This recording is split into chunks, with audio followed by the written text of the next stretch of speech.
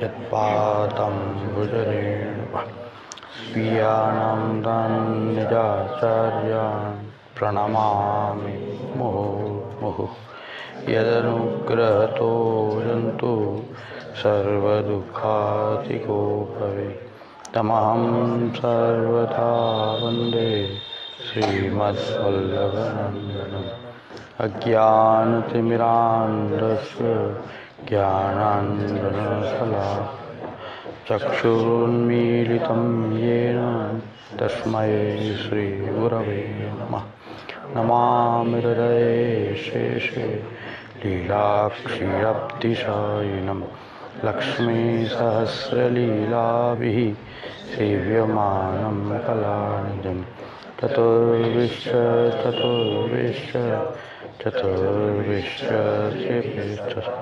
षड्भिर्विराजते योऽसौ पञ्चधारे।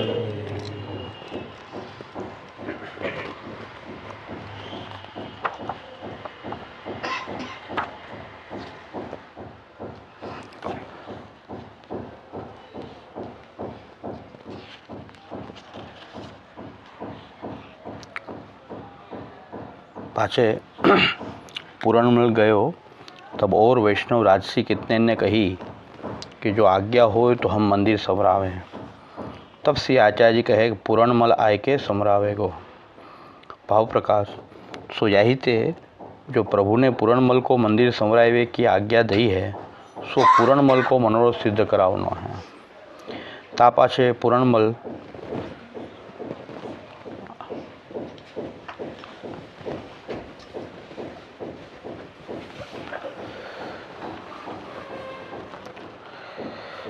पूरणमल को मनोरथ सिद्ध करावनो है। ता पाछे पूरणमल जवाहर को कशप करी थोड़े दिन में बहुत कमाई के आए। भाव प्रकाश या में वैष्णव को यह जताए जो कछु सेवा संबंधी मनोरथ करी व्यापार करिए और कार्य सिद्ध होनहार न होए तो व्यापार हूँ सिद्ध न होए, तब वैष्णव सब भगवत इच्छा माने, हरक शोक न करे, प्रभु को जितनो करनो होए तितनो सहज में सिद्ध होए। सो द्रव्य लेके पूरणमल आए, मंदिर सिद्ध कराए। तब श्री आचार्य जी आछो मुहूर्त देखी के श्री गोवर्धन धर को मंदिर में पधराए। अक्षय तृतीया के दिन तब पूरणमल ने बहुत द्रव्य खर्च कियो, आभूषण वस्त्र सामग्री भेंट आदि। तब श्री आचार्य जी प्रसन्न होय के पूरणमल सो कहे जो तेरो मनोरथ होय सो राखे मती सब करियो। तब पूरणमल ने श्री आचार्य जी सो विनती करी, महाराजाधिराज मेरो यह मनोरथ है जो अपने हाथ सो अति सुगंध को अर्घ जा श्रीअंग में समर्पों। तब श्री आचार्य जी कहे सुखेन मनोरथ करो। तब पूरणमल ने अत्यंत सुगंध को अर्घ जा सिद्ध करी के सर्वांग में लगाए, बहुत आनंद पाए। तब श्री आचार्य जी श्रीअंग को प्रसादी ऊपरना पूरणमल को उड़ाए, पाछे द्रव्य बहुत बच्यो, सो पूरणमल ने श्री आचार्य जी की भेंट कियो। भाव प्रकाश सो पूरणमल को मनोरथ याते भयो कि जो पूरणमल को लीला में नाम चित्रलेखा सकी, याते अपने स्वरूप को ज्ञान भयो। तब श्री आचार्य जी को प्रसन्न जानी मन में विचार कियो जो मैं मंदिर संवरायो सो सेवा तो लीला में मिलत है, कुंज सवारवे की, परंतु श्री आचार्य जी मुख्य श्री स्वामी जी रूप हैं, तिनकी कृपा ते कछु श्रीअंग की सेवा करी लेऊँ। यह विचारी अर्घ्या लेपन की सेवा श्री स्वामी जी अपने हाथ से प्रभु को समर्पित हैं। संयोग समय और विप्रयोग समय ललिता जी श्री ठाकुर जी को समर्पित हैं। काहे ते अर्घ्या श्री स्वामी जी के श्रीअंग के भाव सो है, सो श्री स्वामी जी की कृपा बिना यह सेवा कहाँ मिले। सो श्री आचार्य जी की प्रसन्नता सो पूरणमल को मनोरथ सिद्ध भयो। सो श्री आचार्य जी प्रसादी ऊपर ना अपनो उड़ाए, तामे सगरो शरीर पूरणमल को अलौकिक मानसी सेवा योग्य वह गयो। ताते पूरणमल को भगवत सेवा नहीं पधराई, मानसी में मगन भय। मंदिर सवरावे तामे वितजा सेवा सिद्ध भई। या में ये जताए कि भाव करी के एक ही सेवा में फल भयो। एक दिन अर्घ्या लगाए तन करी, धन करी मंदिर संवराए। ताते भाव बिना जन्म भरी तनुजा वितजा सेवा करत हैं, परंतु मानसी फल रूप पावत नहीं। सो प्रीति सो एक ही बार में फल पाए, ताते प्रीति सर्वोपरि फल को सिद्ध करत है, ये जताए।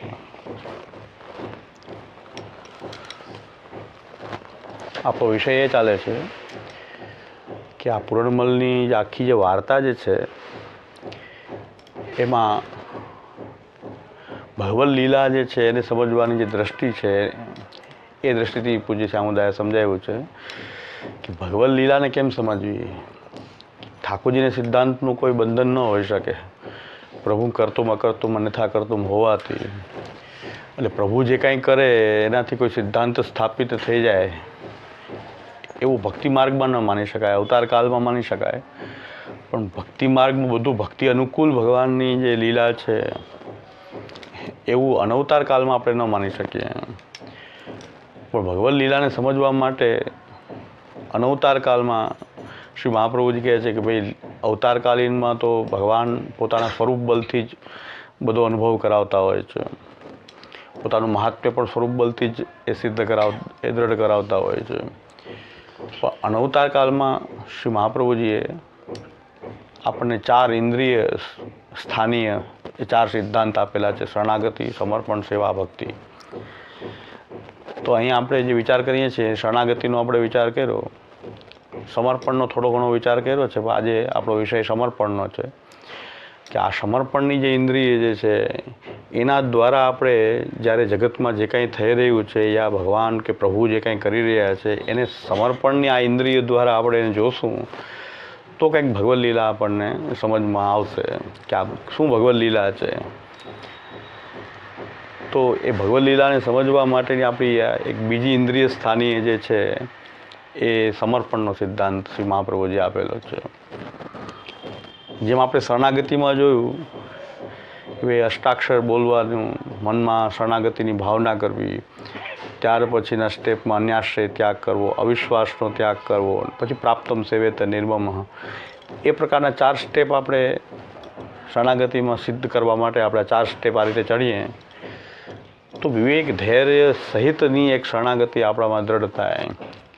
અને જ્યારે વિવેક ધૈર્ય અને આશ્રય એક સાંગોપાંગ એક શરણાગતિનું સ્વરૂપ આપણા હૃદયમાં ધીરે ધીરે દ્રઢ થાય તો વિવેકસ્તુ હરિ સર્વમ નિજેચ્છાતક કરિષ્યતિ.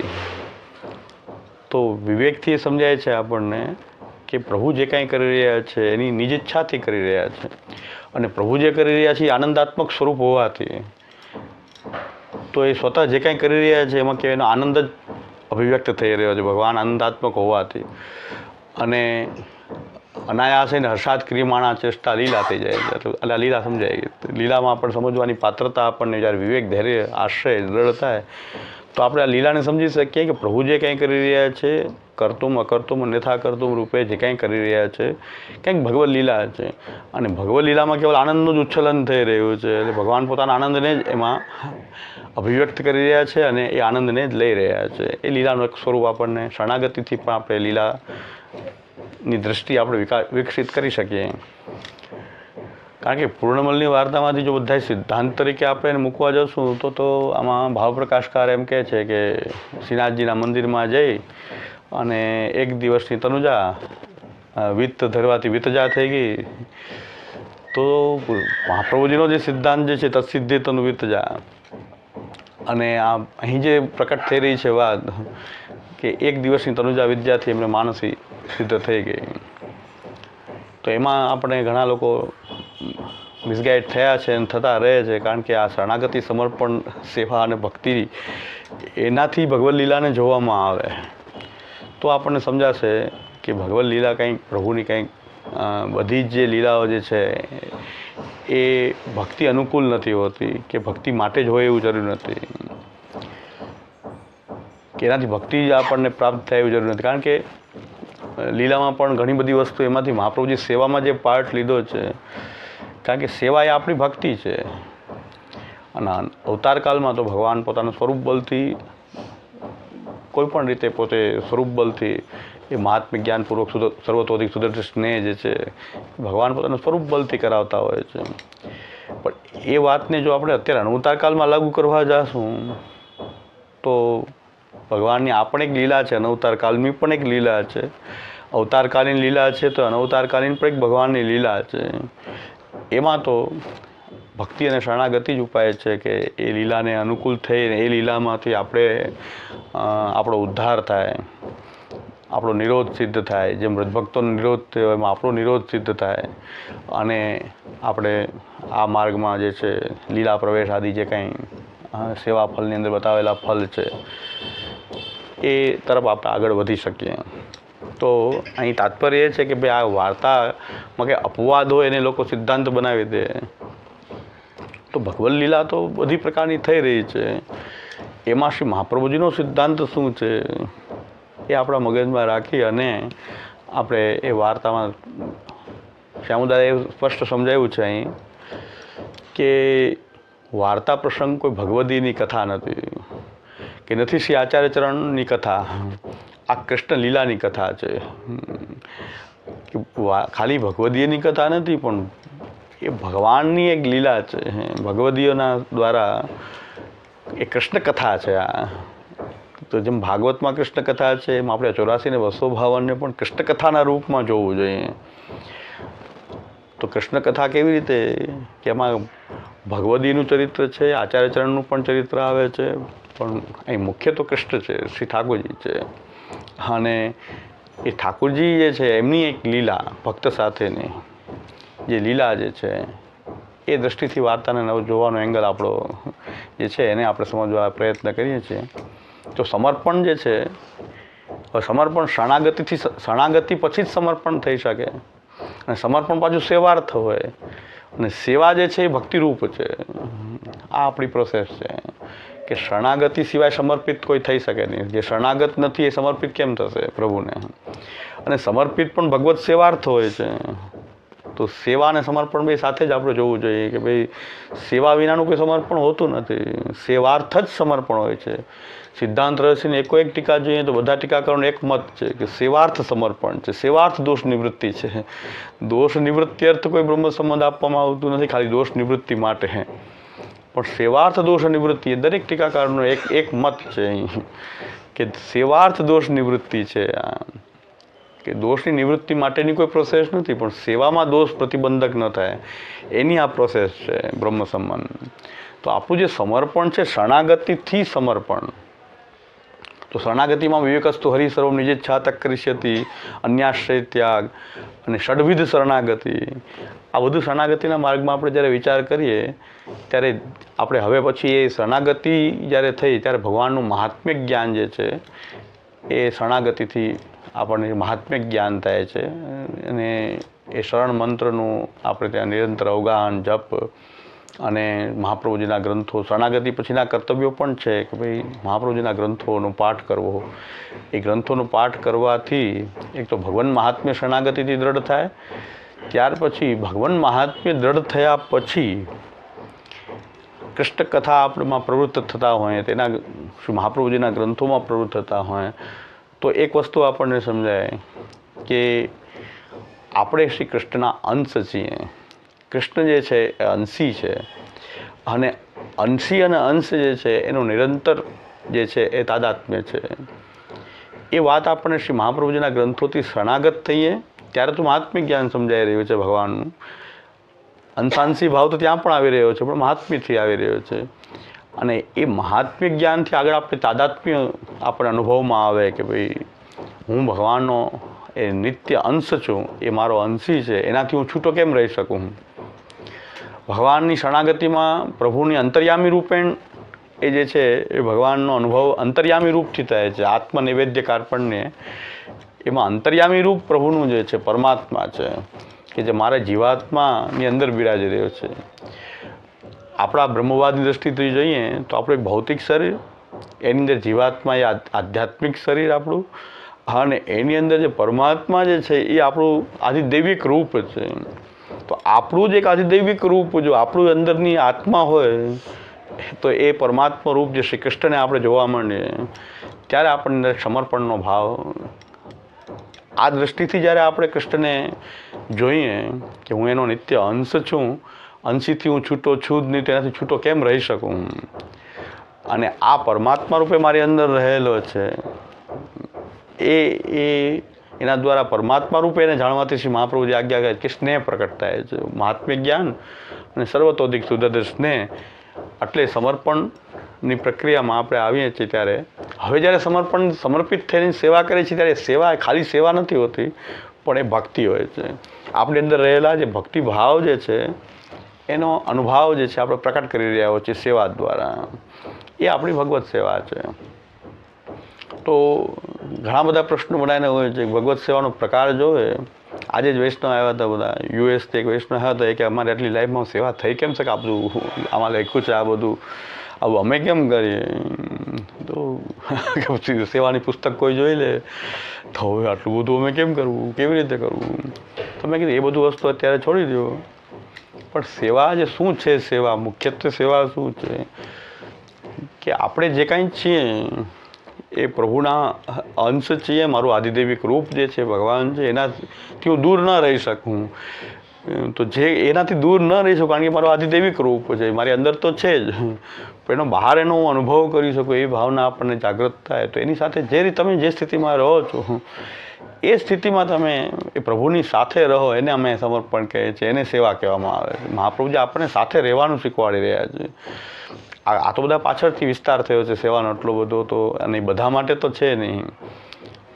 એ જે કરી શકતા હતા, જે એમણે કર્યું છે, આપણી માટે એક આપણો ઇતિહાસ છે, પણ બધાએ નભાવી શકે એવું જરૂરી નથી. ઘણા નભાવતા પણ હશે, એવું નથી કે ન નભાવતા હોય.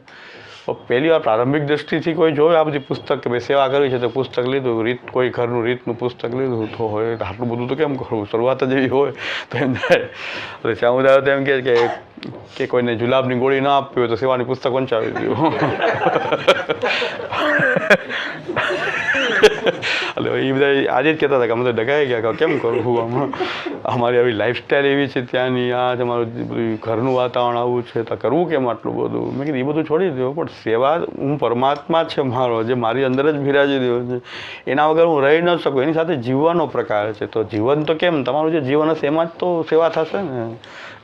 એ એ સમયની એવી વાત હશે 100-150-200 વર્ષ પહેલાંની આ બધી પુસ્તકોનો વિસ્તાર થયો હોય 150-200 વર્ષ પહેલાં આપણું એ પણ લાઈફસ્ટાઈલ આપણા પૂર્વજોની એવી હતી. સારી વાત છે, સ્મરણ કરવા યોગ્ય છે. અને એક શ્રી મહાપ્રભુજીનો સ્પષ્ટ સિદ્ધાંત છે કે સેવામાં સમર્પણ બહુ આવશ્યક છે. કે હું પ્રભુનો છું એ બ્રહ્મ સંબંધ મંત્રની દીક્ષામાં જ સમજાવવામાં આવે છે કે હું પ્રભુનો છું. તો પ્રભુનો છું તો પ્રભુ વિના કેમ રહી શકું. એટલે સેવામાં એની પ્રવૃત્તિ થાય છે આપણી. આ ભાવને આપણે કે ભાઈ પરિવારના મેમ્બર સાથે તમે એમ કેમ નથી કહેતા કે ભાઈ અમે આટલી બિઝી લાઈફસ્ટાઈલ છે, અમારી લાઈફસ્ટાઈલ આવી છે, તમે અમારા પરિવાર સાથે અમે કેમ રહી શકીએ. એવું તો પ્રશ્ન કોઈ કરતું નથી કે પરિવાર સાથે બધા રહેવા જ માંડે છે. ત્યાં પણ તમે રહેતા હશો, અહીં પણ રહો, ત્યાં પણ રહેતા હશો.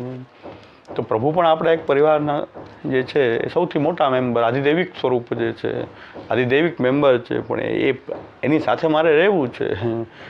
તો જે પ્રકારની સ્થિતિ છે એ પ્રકારમાં પ્રભુ સેવા જો તમારે કરવાની ઈચ્છા જ છે અંદરથી, ન ઈચ્છા હોય તો બલાત કંઈ જોડવાની જરૂર નથી કોઈને. સેવામાં કંઈ બલાત જોડવાનો પ્રકાર નથી કે સેવા નહીં કરો તમે બધા બહિર્મુખ કહેવાશો અને પુષ્ટિમાર્ગી નહીં કહેવાઓ, એવું પણ નથી. પણ તમને જો સેવા કરવાની જ ઈચ્છા હોય તો તમારી લાઈફસ્ટાઈલ કોઈ બાધક નથી, તમારું ત્યાં રહેવું કોઈ પણ બાધક નથી. કારણ કે તમે પ્રભુ સાથે જીવવા માંગો છો. મહાપ્રભુજી આપણને જીવતા કરે છે. કોઈને પણ શ્રી મહાપ્રભુજી એમ નથી કીધું આટલું કરવું પડશે, આટલું ભોગ ધરવું પડશે, એટલું આ કરવું પડશે. કોઈને પણ ક્યાંય વાર્તામાં નથી આવતું. ગુસાઈજીનું નામ બધા પ્રચાર કરી રહ્યા છે કે ગુસાઈજીએ બહુ વૈભવવાળી સેવા પ્રકટ કરી. પણ ગુસાઈજીના સેવકોમાં બહુ વૈભવથી સેવા કરનાર પાછા બહુ ઓછા હતા. 2-5 200 ભાવના 2-5 નીકળશે. બાકી બધાએ તો પ્રાપ્તમ સેવેત નિર્મમ જે પ્રકારથી જ સેવા કરતા હતા. અને ગુસાઈજી પોતે પર્ણકુટીમાં બિરાજીને 48 થી 50 વર્ષ બિરાજ્યા પર્ણકુટીમાં, અડેલમાં. અને આ બધી વાર્તાઓ જે વસુબાવાની છે તો ગોકુલવાસ કર્યો ત્યારની છે. ત્યાર પછી આપનો વૈભવ થોડોક વધ્યો હશે તો આપણે સેવામાં વિનિયોગનો પ્રકાર બતાવ્યો છે. પણ ગુસાઈજી પોતે પોતાના 72 વર્ષના આપના અવતારકાલીન ભૂતલ ઉપર સ્થિતિમાં પણ 48 થી 50 વર્ષ તો અડેલની પર્ણકુટીમાં જે શ્રી મહાપ્રભુજી પ્રકાર રાખ્યો હતો એ જ પ્રકારથી ત્યાં બિરાજ્યા.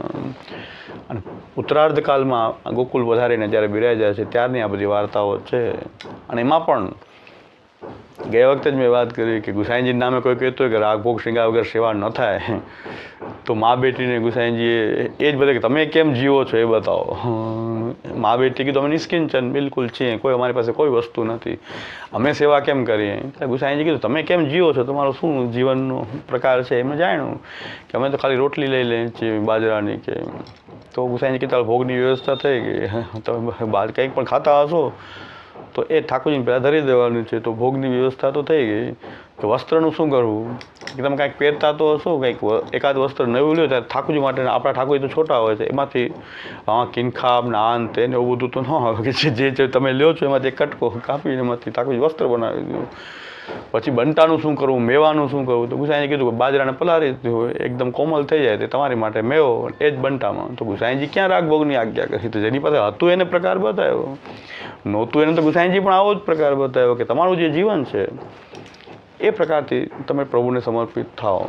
તો સમર્પણ એટલું આવશ્યક છે આપણા કે જે બ્રહ્મ સંબંધ દીક્ષાની અંદર આપણી અંદર એ ભાવ જગાવવામાં આવે છે. બ્રહ્મ સંબંધ દીક્ષાથી એ ભાવ જગાવવામાં આવે, કૃષ્ણ સાથે જીવવાનો જે ભાવ છે આપણો, એ કે હું કૃષ્ણથી વિખૂટો છું, કે મારો અંશી છે, હું એનો અંશ છું, એના હજારો વર્ષોથી હું એનાથી વિખૂટો છું, હવે એના વગર હું રહી ન શકું, એવી જેને ભાવના થાય, પુષ્ટિમાર્ગના સિદ્ધાંત સમજતા એવી કોઈ ભાવના થાય કે પ્રભુ વિના કેમ રહેવું.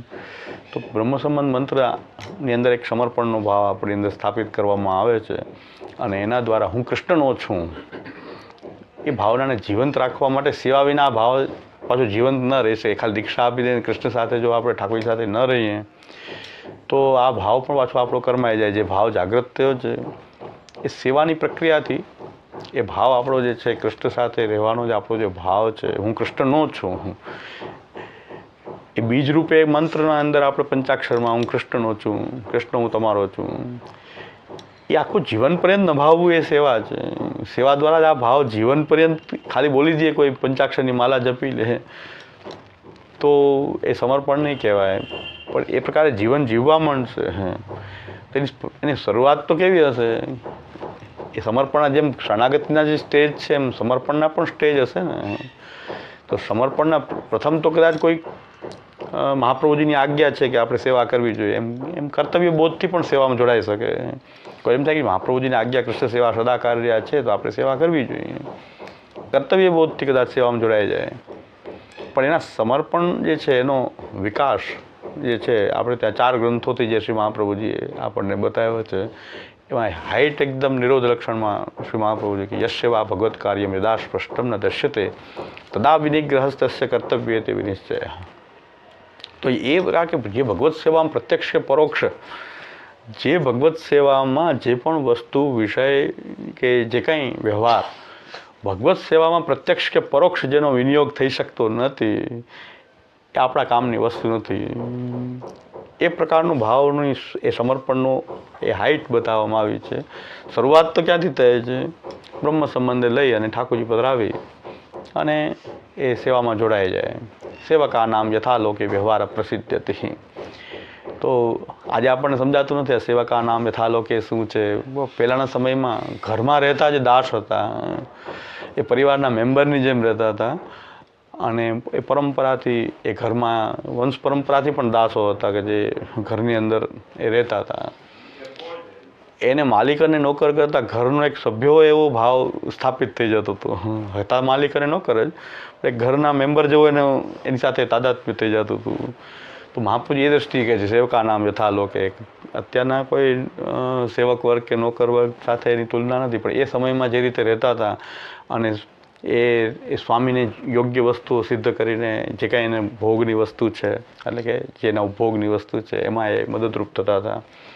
અને એ જ પ્રકારથી આપણે પણ શ્રી ઠાકોરજી આપણા સ્વામી છે, આપણે એમના સેવક છીએ. આ પ્રારંભિક વાત છે કે ભાઈ સેવકાના યથાલોકે વ્યવહાર પ્રસિદ્ધથી સમર્પણની શરૂઆત થઈ ગઈ. આ રીતે એક ભાવ સ્થાપિત થઈ અને સેવા કરવા માંડે.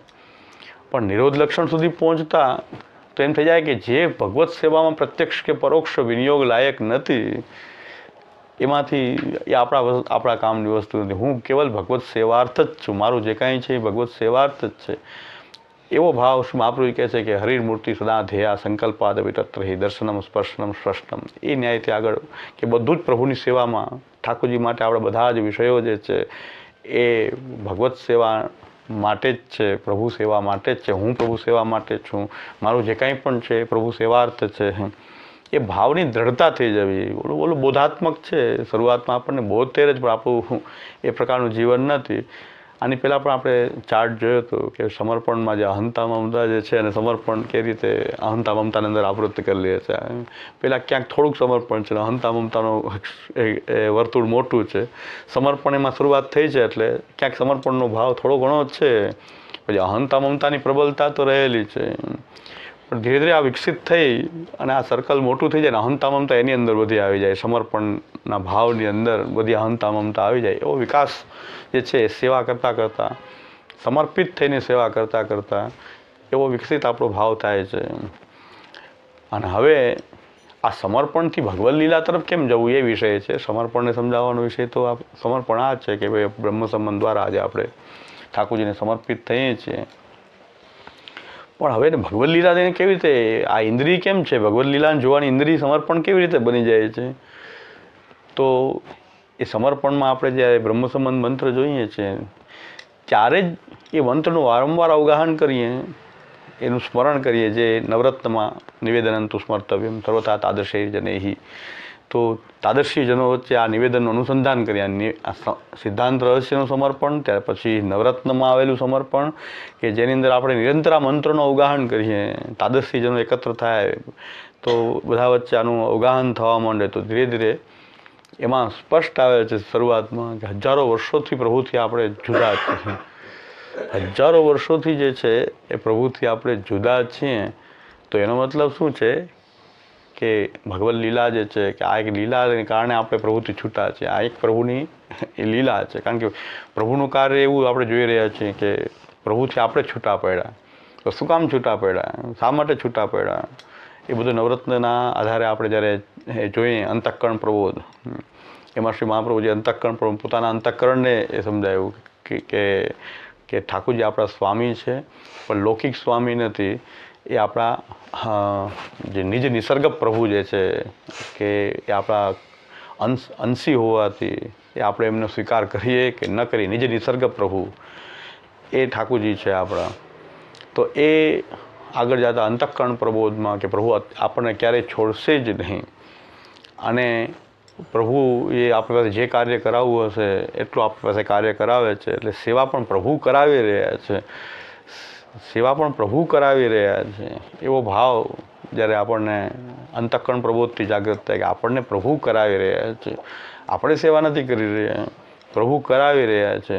અને હકીકતમાં જોઈએ તો એ રૂપ બેવું એક તે ભિન્ન થઈ વિસ્તરે, જેમ શ્રી મહાપ્રભુજી માટે છે, દરેક માટે છે કે ભગવાન એક સેવ્ય બની જાય છે, આપણને સેવક. તો એક લીલા છે આ પ્રભુની કે આપણને પોતે સ્વામી અને આપણે સેવક. તો એ સમર્પણની પ્રક્રિયાથી આ પ્રભુની આ લીલા પણ ધીરે ધીરે આપણે જ્યારે સમર્પિત થઈને હું પ્રભુનો છું, પ્રભુનો સેવક છું, તો લીલા દૃષ્ટિ જે છે એ આપણી વિકસિત થશે અને આપણને પ્રભુ જે કંઈ કરી રહ્યા છે એ અંશી હોવાના, અંશ હોવાના ભાવથી પ્રભુમાં દોષારોપણ પણ ક્યારેય નહીં થાય. જે સ્નેહ જેના ઉપર હોય એના ઉપર આપણે દોષ ન લગાવી શકીએ. જેનામાં સ્નેહ હોય એના આપણે ક્યારેય દોષ એના દેખાતા નથી, જેના પર સ્નેહ હોય એના દોષ દેખાતા નથી. પિતાને પુત્રના દોષ ન દેખાય કારણ કે એમાં સ્નેહ છે. અહંતા મમતા એવી છે કે એના દોષ દેખાય નહીં, દેખાય તો ઢાંકવાનો પ્રયત્ન કરે. એમ પ્રભુમાં જ્યારે આપણો સ્નેહ થઈ જાય તો પ્રભુની કોઈ લીલામાં આપણને દોષ બુદ્ધિ જે છે એ ધીરે ધીરે નીકળી જાય છે. કારણ કે પ્રભુની લીલા રૂપ દેખાય છે, એ આપણો અંશી છે, સ્વામી છે. અને એની સાથે આ આપણે સમર્પણની પ્રક્રિયાથી પ્રભુને સમર્પિત થઈએ તો પ્રભુની બધું જ લીલારૂપ દેખાઈ રહ્યું છે. એમાં સારું ખરાબ એવું આપણને કોઈ પ્રભુની લીલામાં પણ એવી દોષ બુદ્ધિ નથી થતી. જ્યારે સમર્પણ આપણને દ્રઢ થઈ જાય ત્યારે તો આ રીતે લીલા દૃષ્ટિનો વિકાસ થાય છે. હવે સમર્પણને સેવા કેમ જુદી? સમર્પણ અને સેવા ભાઈ એમ તો એક જોડાયેલી સેવાર્થ સમર્પણ છે. તો હવે સેવાના દૃષ્ટિથી આપણે વિચાર કરીએ કે ભાઈ સેવાથી કેવી રીતે લીલા દૃષ્ટિ આપણી વિકસિત થાય છે. સેવા કરતાં કરતાં શ્રી મહાપ્રભુજી તો આજ્ઞા કરે છે કે સેવાના જે સ્વરૂપ જે છે ચેતસ્તત પ્રવણમ, સ્વરૂપ લક્ષણ તો ચેતસ્તત પ્રવણમ છે. તત્ પ્રવણમ એટલે કે એ ઠાકોરજીમાં આપણા ચિત્તનું પ્રવણ થવું એને સેવા કહેવાય. હવે એ તત્સિદ્ધિ તનું વિત્ત જાતિ થાય છે. એ આપણું તન, આપણું વિત્ત, પ્રભુ અને આ પરિવાર, ઘર આદિ જે કાંઈ આપણું આપણે માની રહ્યા છીએ મમતાથી બધું પ્રભુને સમર્પિત કરીએ. અહંતા આપણી અંદર એમાં આપણે ઠસાવી દઈએ, અહંતામાં પણ હું પ્રભુનો દાસ છું. ઇતિ શ્રી કૃષ્ણદાસસ્ય વલ્લભસ્ય, તો હું કૃષ્ણનો છું, કૃષ્ણનો દાસ છું. એ તો અહંતા મમતા આ રીતે પ્રભુને સમર્પિત એ થઈ જાય તો સેવાનો નિર્વાહ થઈ શકે. જે સેવા જે છે એનો નિર્વાહ સમર્પણ વિના તો થઈ શકે નહીં. સેવા આપણી સેવા એવી છે કે જે સમર્પણ વિના સેવા કરશો કેવી રીતે? કારણ કે જે પદાર્થોને આપણે નિવેદનના રૂપમાં પ્રભુને સમર્પિત કરેલા છે, નિવેદનમાં એ પદાર્થનો વિનિયોગ જ તો સેવામાં થઈ રહ્યો છે. સિદ્ધાંતના રહસ્યના રૂપમાં કે સિદ્ધાંતનું રહસ્ય તો આ જે પદાર્થને આપણે સમર્પિત કરી રહ્યા છીએ પ્રભુને, એ સેવામાં એને સેવા વિના તો એ સમર્પિત પદાર્થો પાછા એ અસમર્પિત જ થઈ ગયા. પણ એ સેવામાં એનો વિનિયોગ કરાવવો છે. ભગવત સેવામાં એનો વિનિયોગપૂર્વક ભગવત સેવા કરવી છે. કે આ બધા પદાર્થો મને જે પ્રાપ્ત થયા છે, દેહ, ઇન્દ્રિય, પ્રાણ, અંતઃકરણ, આત્મા, દારાગાર, પુત્ર, આપ્ત, વિત્ત આદિ જે કાંઈ મને પ્રાપ્ત થયું છે એને જો એમને એમ રહેશે અસમર્પિત, તો અસમર્પિત જો રહે તો એ સંસારનું કારણ છે. તો સંસાર જ નિવૃત્ત નહીં થાય ક્યારેય. તો સંસારની નિવૃત્તિ તો ક્યારે આ પદાર્થોને કોઈ ભોગવવા માટે જ જો હોય તો એ સંસારનું કારણ છે. અને એની સર્વત્ર શાસ્ત્રોમાં નિંદા કરી છે. સંસાર આસક્ત થવાની તો મહાપ્રભુજી પણ ખૂબ નિંદા કરે છે. આપણને એવું થઈ ગયું કે મહાપ્રભુજી કોઈ કાંઈ છોડવાનું, ત્યાગનું કંઈ નથી કહેતા. સંસાર આસક્તિની તો શ્રી મહાપ્રભુજી પણ ઘણી નિંદા કરી જ છે. કારણ કે અત્યંતાભિનિવેશ ચેત સંસાર હે. મહાપ્રભુજી અત્યંત અભિનિવેશ હશે તો પછી મુચ્યતે જન્મ બી, તેને અનેક જન્મો લાગી જશે. જો સંસાર અત્યંત અભિનિવેશ જો હશે તો બહુ જન્મો લાગી જશે એને પ્રભુથી. અને સંસારી અસ્તુ ભજતે સદુરસ્થો યથા તથા અપેક્ષિત જલાદિનામાં ભાવા તથા દુઃખ ભાગ. પ્રભુથી પાસે હોવા છતાં દૂરીનો જ અનુભવ કરશે જો એ સંસાર આસક્ત હશે તો. સંસારી અસ્તુ ભજતે, અને સંસારી કામનાઓથી જો પાછું ભજન કરવા માંડે. એટલે મહાપ્રભુજી પહેલાં સમર્પણને સમજાવી રહ્યા છે કે ભાઈ સમર્પિત થઈ આ સમર્પિત પદાર્થોનો વિનિયોગપૂર્વક આપણે ભગવત સેવા કરવાની છે. અને એ ભગવત સેવામાં આ બધા પદાર્થોનો વિનિયોગ ભગવત સેવાના પ્રકાર સિવાય, કૃષ્ણ સેવાના પ્રકાર સિવાય એ વિનિયોગ શક્ય નથી. કૃષ્ણ સેવા ફક્ત વિનિયોગ કરાવવા માટે જ નહીં, પણ એ વિનિયોગપૂર્વક થાય છે. એ સમર્પિત પદાર્થના વિનિયોગપૂર્વક જ થશે. એટલે આ સમર્પિત વસ્તુના આમ તસ્માદ ઘણાને પાછું એવો ભ્રમ થઈ જાય કે આ વિનિયોગ કરવો છે એટલે ભગવત સેવા કરવો. તો એ ભ્રમણા છે. પછી વિનિયોગપૂર્વક છે પણ વિનિયોગાર્થ નથી ખાલી. તો પછી સેવા ગૌણ થઈ ગઈ. વિનિયોગ કરવો મુખ્ય થઈ ગયું. જે આપણા સૌરાષ્ટ્રના મરજાદીઓ એમ કહે છે કે ભોગ ધરવા માટે ઠાકોરજી તો જોઈએ ને, નહીં તો અસમર્પિત કેમ લેવું? તો અસમર્પિત ખાવું કેમ? એટલે ભોગ ધરવા માટે ઠાકોરજી તો જોઈએ. તો આવું થઈ જશે. સમર્પણ વિનાની જે સેવા, કે સમર્પણ અને સેવાને સમજવામાં ન આવે તો ગોટાળો ચાલે જ. ભોગ ધરવા માટે કેવલ ઠાકોરજીની સેવા એ સિદ્ધાંત નહોતો મહાપ્રભુજીનો. અને એટલે નહીં તો કથાપક્ષવાળા બધા શું કરત? તો પછી કથાપક્ષવાળાને ઠાકોરજી ન બિરાજતા, બધા અસમર્પિત તો ખાનપાન કરતા હતા જ. તો કથાપક્ષ આખો નિર્વાહ શક્ય નહોતો ત્યારે. અને જ્યારે સેવા ન બને ત્યારે જ્ઞાન માર્ગેને સ્થાતવ્યમ શોક ભાવા એથી વિવેકા. શું મહાપ્રભુ કે સેવા છૂટી જાય છે કોઈ કારણસર તો ત્યાં જ્ઞાન માર્ગેને સ્થાતવ્યમ. જ્ઞાન માર્ગ એટલે કથાપક્ષ, શરણાગતિ અને કથા, પુનઃ એ માર્ગમાં પાછું સ્થિતિ કરવી અને દરેક પરિસ્થિતિમાં ભગવત શરણાગતિ રાખવી. તો સમર્પણ, હવે સેવા, અને સેવાથી ફરી પાછું આપણું લીલા દ્રષ્ટિ તરફ આપણે જે આપણો વિષય છે. કારણ કે આ વાર્તામાં શ્રી શ્રીનાથજીની જે લીલા પ્રકટ થઈ રહી છે એને સમજવા માટે આપણે શરણાગતિ, સમર્પણ, સેવા આ બરાબર જે ઉપકરણો જે છે એનો ઉપયોગ કરવો જોઈએ. અને તો જ સમજાશે આ કાલમાં શ્રી મહાપ્રભુજીના સિદ્ધાંત જ મુખ્યત્વે સેવાને, આ શરણાગતિ, સમર્પણ, સેવા, ભક્તિ દ્વારા ભગવદ લીલાઓનો અનુભવ કરવો, એ આપણો મૂળ સિદ્ધાંત હતો. લીલા દૃષ્ટિ આપણે ત્યાં મુખ્ય છે. તો લીલા દૃષ્ટિ જે છે એ આપણે ત્યાં બ્રહ્મવાદના અંદર પણ લીલાર્થ સૃષ્ટિવાદ સમુદાય બતાવ્યું છે કે ભાઈ આપણી એક ધારણા છે સાકાર બ્રહ્મવાદ. આ લીલાર્થ જ આખી સૃષ્ટિ છે. અને આની અંદર જે કાંઈ આખી સૃષ્ટિમાં જે કાંઈ થયું છે એ ભગવદ લીલા જ ચાલી રહી છે. તો આપણી ભક્તિની પણ અત્યારે અવતાર કાળમાં કોઈક લીલા, એમાં પણ કંઈક લીલા પ્રભુની ચાલી રહી છે, જે કણ કણમાં જેમ દસવિધ લીલાઓ ચાલી રહી છે શ્રી મહાપ્રભુ જે આજ્ઞા કરી બ્રહ્માત્મક હોવાથી, એવી રીતે આપણે ત્યાં આપણી જે સાધના પ્રણાલી છે એને પણ કંઈક આપણે લીલા દૃષ્ટિથી જોવું જોઈએ. સાધના પ્રણાલીને પણ એક લીલા દૃષ્ટિથી જોઈને એનાથી આપણે ભગવદ લીલાને સમજી શકીએ. એટલા માટે આપણે સેવાની અંદર શું કરવામાં આવે છે કે સેવાના જેટલા પદાર્થો જે છે એની અક્ષરાત્મકતા પહેલાં સમજાવવામાં આવે છે. અરે ઝારીને આપણે ઝારી ન કહીને ઝારી જી કહીએ, દરેકમાં કંઈક વ્રજભક્તોના ભાવની ભાવના કરવામાં આવે. હા, દરેક પદાર્થોની અંદર ભાવના કરવામાં આવે.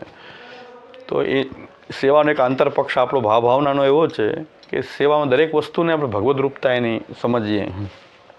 દરેક વસ્તુમાં ભગવદ રૂપતા આપણને દેખાય કે ઠાકોર સાથે જોડાયેલી બધી વસ્તુ જે છે એમાં એ ભગવદ રૂપ છે. એવું આપણે દરેક વસ્તુમાં સમજીને સેવા કરતા હોઈએ છીએ. પોતાને પણ આપણે ઠાકોરજીના અંશરૂપ જોઈને આપણી અક્ષરાત્મકતાની સમજતા હોઈએ છીએ. આ શંખ ચક્ર ગદા પદ્મ આદિ ધારણ કરવાની એ પદ્ધતિ છે, એ દ્વારા આપણે પોતાને પણ એ સેવાની કોઈ એક સામગ્રી છીએ કે સેવામાં બધી સામગ્રીઓ છે, એમાં આપણે પણ કંઈક એમાંની જ એક વસ્તુ છીએ. એટલે આ એક ભગવદ લીલા છે.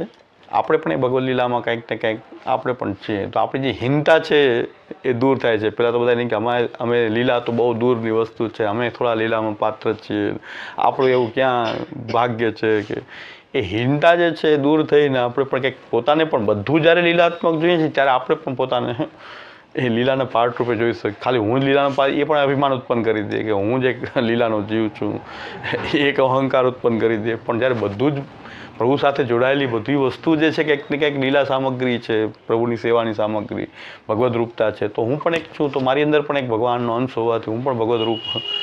એ આપણી એ સેવાની પ્રક્રિયાથી સેવા જ્યાં થઈ રહી છે, પાછું વ્રજાધીપ કહીને મહાપ્રભુ જેમ કે છે આ વ્રજની ભાવના કરવી, એટલે બધું એ આખું ઘર પણ વ્રજ આદિ છે. તો ઘરમાં આપણને ઘર ન લાગીને વ્રજ લાગવા લાગે. અને એ ભાવનાનો જે વિસ્તાર જે છે અનુસરમાં આપણે કથાકાલમાં પાછું પુનઃ કથા કરીએ. સેવાની પ્રક્રિયા એવી છે આપણે કે અનુસરમાં પુનઃ પાછી કથા કરીએ. એ કથાકાલથી પણ આપણને ભગવદ લીલા એનું અવગાહન થતું રહે. અને એના દ્વારા આપણે પણ એ આપણને એમ ન લાગે કે પછી ઘરમાં જે ઠાકોરજી બિરાજે છે એટલી જ કંઈક ભગવદ લીલા છે. એ જગતના દરેક ક્રિયાકલાપોમાં એનો વિસ્તાર થઈ જાય. તો આખા જગતમાં અખંડમ કૃષ્ણવત સર્વમ એ પ્રકારથી એ આખો ભાવ જે છે આપણો આખો સર્વત્ર ફેલાઈ જાય. એ સેવાની પ્રક્રિયાથી પહેલાં સેવા આપણા ઘરના ઘણા લોકો શ્રી મહાપ્રભુજી સર્વેશામ પ્રભુ સંબંધો ન પ્રત્યેકમ ઇતિ સ્થિતિ, એના દ્વારા શ્રી મહાપ્રભુજીએ સમજાવ્યું છે કે આપણને બધાને જેને બ્રહ્મ સંબંધ થયું છે એનો ભગવત સંબંધ સરખો જ છે. આપણે સેવા કરી રહ્યા છીએ એટલે આપણો ભગવત સંબંધ ભગવાન સાથે વધારે છે, અને બીજા પદાર્થો જે નિવેદિત પદાર્થો છે એનો ભગવત સંબંધ ઓછો છે એવું માનવાની કોઈ આવશ્યકતા નથી. પણ ભગવાનની કૃપા વિશેષ છે એમ માનવું જોઈએ. ભગવાનનો અનુગ્રહ આપણી પર વધારે છે કે આપણે સેવા કરી શકીએ છીએ. અન્ય લોકો સેવામાં જોડાતા નથી, પણ એમાં સર્વેશામ પ્રભુ સંબંધો ન પ્રત્યેકમ ઇતિ સ્થિતિ, બધાને ભગવત સંબંધ તો એક સરખો જ છે. તો ઘણા લોકો પોતાના પરિવારના સભ્યો એવા હોય કે જે ભગવત સેવામાં ન જોડાતા હોય, ઉદાસીન હોય, તો એના પ્રત્યે એવું લાગે કે અલૌકિક છે, હું અલૌકિક છું, આ બધા લૌકિક છે. તેના પરથી દુર્ભાવ ઉત્પન્ન થાય છે. મહાપ્રભુજી એમ કે સર્વેશામ પ્રભુ સંબંધ, તમે કંઈક વધારે પાત્રતા છે એવું નથી, પણ અનુગ્રહ ભગવાનનો વધારે છે એમ જોવું જોઈએ. એમ શ્રી ગુસાઈજી પણ એવી આજ્ઞા કરે છે કે અનુગ્રહ વધારે છે, કંઈ સંબંધ ભગવાનનો વધારે ગૌણ મુખ્ય ભેદથી એવું નથી. તો એ સેવાની પ્રક્રિયાથી આપણને સમર્પણ અને સેવા એના દ્વારા આ ભગવદ લીલા આપણને સમજાવવા મળે. પહેલાં સેવામાં જ સમજાય, સેવાથી પછી સેવામાં જોડાતા પદાર્થોમાં સમજાય, અને પછી અનુસરમાં કથા અને સેવાનું આવર્તન આ રીતે ચાલતું રહે. તો એના દ્વારા ધીરે ધીરે આપણો જે ભાવ ખાલી હૃદયમાં જે રહેલો ભાવ છે, સર્વત્ર કૃષ્ણ પ્રત્યેનો ભાવ જે છે એ કંઈ કથામાં એમાં આપણને આવે કે ભાઈ સર્વ જગત બ્રહ્માત્મક છે, અને કણ કણમાં આજે ભગવાન બિરાજી રહ્યો છે, તેની લીલા કણ કણમાં ચાલી રહી છે. તો એ દ્રષ્ટિ આપણે ધીરે ધીરે આપણી અંદર વિકસિત થઈ જાય આ સેવા કથાની પ્રક્રિયાથી. તો આ સેવાથી પણ આ રીતે સેવા અને સમર્પણ એના દ્વારા ભગવદ લીલાને આ બધું કરતા શું તો પછી આ પૂરણમલની વાર્તા સમજાશે. બાકી ડાયરેક્ટ કોઈ પૂરણમલની વાર્તા વાંચે જેને આ કોઈ બેકગ્રાઉન્ડ સૈદ્ધાંતિક આપણું કોઈ બેકગ્રાઉન્ડ નથી, ખાલી પૂરણમલની વાર્તા લઈને કોઈ બેસી જાય અને આમાં જેમ તનુજા થઈને વિતુજા થઈને માનસી થઈ ગઈ આપણને પણ થઈ જશે તો એ કેવલ એ ભ્રમણા આપણી સાબિત થશે. એટલે બહુ વાર્તા આપણે જે સમજીએ છીએ એટલે આપણે આ વાર્તાને સમજીએ કે વાર્તાને કઈ રીતે સમજવી. વાર્તા ડાયરેક્ટ શું સૈદ્ધાંતિક બોધ છે નહીં, તો લીલા છે, લીલાની કથા છે, કૃષ્ણની લીલાની આ કથા છે. પણ એમાંથી મહાપ્રભુજી જે આપણે સિદ્ધાંત આપ્યો છે એ દૃષ્ટિ આપણે રાખીએ અને એનું પાલન કરીએ અને એ પાલન કરતા હશું તો આપણને આમાં થતી કોઈ ભગવદ લીલા છે સમજાશે કે ભાઈ અહીં અપવાદ પ્રકટ કરી રહ્યા છે, બાધન વારી છે, આ ન્યાય આવી રહ્યો છે, એક અપવાદ છે અને ભગવાન કરતું અકર્તું અને થાકતું એ સર્વ સમર્થ હોવાથી પૂરણમલની એક વખતની સેવામાં પણ પૂરણમલને માનસી સિદ્ધ કરાવી શકે, પ્રભુનું સામર્થ્ય છે કરાવી શકે. પણ દરેક એ જ માર્ગે દરેકને થશે એવું માનવાની આવશ્યકતા નથી, કારણ કે એના માટે તો શ્રી મહાપ્રભુજી જે આજ્ઞા કરી છે એ બધા માટે તો એ જ આજ્ઞા છે. જેમ અચ્યુતદાસજીને શ્રી મહાપ્રભુજીએ પોતાનું ચરણોદક આપીને માનસી કરાવી દીધી તો એ બધા માટેનો માર્ગ તો નથી ને, તો ખાલી અચ્યુતદાસજી માટે હતું. છતાં પણ મહાપ્રભુજીએ અચ્યુતદાસજીને સિદ્ધાંત મુક્તાવલી ભણાવી કે ભાઈ આ કાંઈ આ તો પ્રમેયથી કૃપા તો કરી છે પણ ભણાવવાની શું જરૂર હતી, માનસી થઈ ગયા પછી ભણાવવાની શું જરૂર હતી. પણ સિદ્ધાંત મુક્તાવલી એમને જ ભણાવી, જેમને માનસી થઈ ગઈ હતી એમને સિદ્ધાંત મુક્તાવલી ભણાવી. ઉલટું છે, સિદ્ધાંત મુક્તાવલી ભણીને માનસી થવી જોઈએ એની બદલે પહેલાં માનસી તો થઈ ગઈ પછી સિદ્ધાંત મુક્તાવલી પણ સમજાવી કે આ બધા માટે નથી, આ તો એટલું દુર્લભ વસ્તુ છે. પણ પ્રમેય બલથી મહાપ્રભુજીએ દાન કરી છે તો એ અચ્યુતદાસજી પૂરતું બરાબર છે. એની આપણે વાર્તા વાંચી શકીએ, સ્મરણ કરી શકીએ, ભાવનાએ કરી શકીએ કે આપણને પણ ક્યારેક પ્રભુ કૃપાથી પ્રભુમાં ચિત્ત આપણે એવું પ્રવણ થઈ જાય શ્રી મહાપ્રભુજીની કૃપાથી. પણ એ માર્ગ વાર્તામાં આવી ગયો એટલે બધા પછી ઘણા લોકો શું કરવા માંડ્યા કે ચરણોદકમાં આટલું બધું મહાત્મ્ય છે તો મહાપ્રભુજી પ્રાપ્ત નથી તો વલ્લભ કે વંશ સભા વલ્લભનું બધા બાળકોને ચરણોદક લઈ લઈને માનસી સેવા વગર માનસી કેવી હોય, સેવા વગર તો કેમ થશે માનસી. તો ગયા વખતે આપણે એ પણ સમજ્યું કે ભાઈ તનુવિતજા અને માનસીમાં કોઈ ફરક નથી, ખાલી આપણી અવસ્થાનું ચેન્જ થયું છે. સેવા તો માનસી થયા પછી આ જ થાય છે. શ્રી મહાપ્રભુજીએ સેવા કરી છે, આ જ સેવા જે તનુવિતજા કરી રહ્યો છે તો મહાપ્રભુજીએ કરી, શ્રી ગુસાઈજીએ કરી. તેમને શું માનસી સિદ્ધ નહોતી, જે માનસી ચરણોદક આપીને માનસી કરાવી શકતા હોય છતાં પોતે સેવા કરે છે. મહાપ્રભુજી પોતે સેવા કરી રહ્યા છે. તો સેવા તનુવિતજા અને માનસી અલગ નથી, આપણી અવસ્થાનો ભેદ થાય છે. એના કારણે સાધના અવસ્થાનો ફલાવસ્થા, સેવા તો એક જ ચાલુ રહે છે. કારણ કે માનસી સ્થિત થઈ ગયો એ પણ આ જ સેવા કરે છે. બધા જ સેવા આસ્કરણ રાજાના પ્રસંગમાં જેમ આવે છે કે જેમણે એમના દેહાનુસંધાન નહોતું રહેતું એમણે આ સેવા એમને છોડી દીધી. પણ દરેક માટે નથી, દરેક તો માનસી સિદ્ધ થયા પછી જેમ મહાપ્રભુજી ગુસાઈજીની જ વાત કરીએ તો મહાપ્રભુજી ગુસાઈજી પોતે સેવા કરતા, સતત આપણે સેવામાં બિરાજતા હતા. શ્રી ગુસાઈજી તો બે જગ્યાએ રમણીત પ્રિયાજીની શ્રીનાથજીની સેવા એ સતત એમાં પ્રવૃત્ત હતા. તો શું શ્રી ગુસાઈજીની માનસી અવસ્થા નહોતી? પણ માનસી અને તનુવિતજાનો મારી દૃષ્ટિએ તો કોઈ ભેદ નથી. અવસ્થા આપણી અવસ્થા જે જીવની છે એમાં ભેદ થયો છે કે જે સેવા તનુવિતજા આપણને સાધનરૂપા લાગી રહી છે એ માનસીમાં એ જ ફલરૂપા લાગે, એ જ ફલિત થાય છે પાછું. એટલે સેવાયામ ફલમ ત્રયમ, એ સેવામાં જ ફલાનુભૂતિ થવા લાગે છે. આ તનુવિતજાથી અલગ કોઈ સેવામાં માનસી અનુભૂતિ થાય એવું નથી. આ તનુવિતજા જ્યારે આપણને ફલાત્મક રૂપે એનો જ અનુભવ થાય, આ સેવામાં જ આ ફલ છે એવી અનુભૂતિ થવા લાગે, એમાં લીલાઓ પ્રત્યક્ષ પ્રભુની લીલાઓની અનુભૂતિ થવા લાગે. પણ આ સેવામાં જ થાય છે, સેવાયામ છે, એ સેવાયામ જ છે. તો સેવા તો બદલાતી નથી ને, સેવા બે એક જ રહે છે. જે આપણે પૂરણમલની પણ અહીં વાર્તામાં જોવામાં આવે છે કે લીલામાં એક રૂપતા દેખાઈ રહી છે આખી, કે લીલામાં જેમની સેવા કરતા હતા એ અધૂરી જે यहाँ શ્રીઅંગની સેવા ન મળી, ખાલી કુંજ સવારવાની મળી. તો અહીં એમનો મનોરથ એ કર્યો કે ભાઈ શ્રીઅંગની સેવા પ્રાપ્ત થાય. તો શ્રી મહાપ્રભુજી એમને આજ્ઞા આપી શ્રીનાથજીની એ શ્રીઅંગની સેવા પ્રાપ્ત થઈ. અને એમાં પણ પાછું એમને તનુજા અને વિતજા પણ આ રીતે સિદ્ધ થઈ એમની.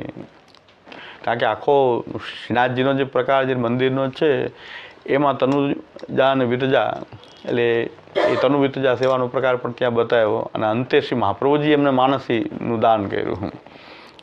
તો એક જ ક્રમ લીલામાં ચાલતો હતો, એ પછી એમણે તનુ વિતજા શ્રીનાથજીને અહીં પણ કરી અને પુનઃ પાછું માનસીમાં એ મગ્ન થઈ ગયો. તો આખા સેવાનો પ્રકાર તો એક જ ચાલતો હતો. એ માનસીમાં પણ શું હોય, પછી માનસીમાં બીજું શું હોય, ચેતસ તત્પ્રવણમ, એ સદા સ્થિતિ થઈ જાય. ચિત્તની પ્રવણતા જે સેવા કાળમાં આપણી રહેતી હોય એવી સતત રહી જાય. એ સતત એવી કોઈ એ સેવાનો પ્રકાર ચાલ્યા જ કરે. માનસી, એને માનસી કહેવામાં આવે છે. અને જેનું એ માનસી રૂપ ફલ થઈ ગયું તો પછી એ ભગવદ લીલા તો એની સામે જ થવા લાગી જ છે. પોતે જ ભગવદ લીલાનો અનુભવ કરવા લાગે. તો સેવાથી પણ આ રીતે ભગવદ લીલાની અનુભૂતિ અને જે ભગવદ લીલા જે થઈ રહી છે એને આપણે સમજી શકીએ. એ ભગવદ લીલાની જે અનુભૂતિ આપણને સેવાની પ્રક્રિયાથી પણ થાય છે. એટલે સેવા શ્યામુદાય કે આપણને આ 4 ઇન્દ્રિયો છે મહાપ્રભુજી આપેલી, ભગવદ લીલા તો થઈ રહી છે પણ દેખાતી નથી. દરેક વસ્તુ હોય પણ દેખાય નહીં. જેમ કે આટલા બધા બેક્ટેરિયા વગેરે જે કાંઈ હોય પણ એના ઉપકરણોથી જોવાય છે તો દેખાય છે, આમ તો દેખાતું નથી કંઈ પણ. એના ઉપકરણોથી જોઈએ તો ઘણું બધું દેખાય છે. એમ સેવાની આપણી દૃષ્ટિ, આપણી આગળ એક ચશ્મા વગર ગણ્યા કે એને અક્ષર ચશ્મા વિના ન દેખાય, ચશ્મા લગાવે પછી એ સ્પષ્ટ થઈ જાય, બાકી દેખાય જ નહીં કંઈ પણ.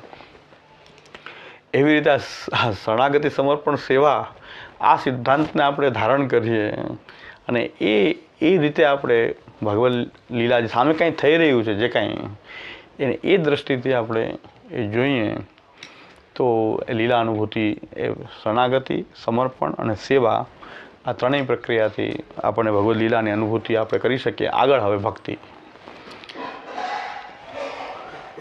હા, જે લીલાની વાત છે ને, તો એવા પ્રસંગો બનતા હોય, જેમ હમણાં બાંગ્લાદેશનો પ્રસંગ, ગાયો કપાતી હોય, તો આપણને ભલે આપણે જાણીએ અંદર ખાનેથી કે ભાઈ આ કોઈક એનું ઋણાનું બંધન હશે. જેમ વાર્તા પ્રસંગોની અંદર આવે કે ભાઈ 50 જણા એને માર્યો હોય તો આજે 50 જણા એને મારી દીધા તો ઋણાનું બંધન એનું ખતમ થયું.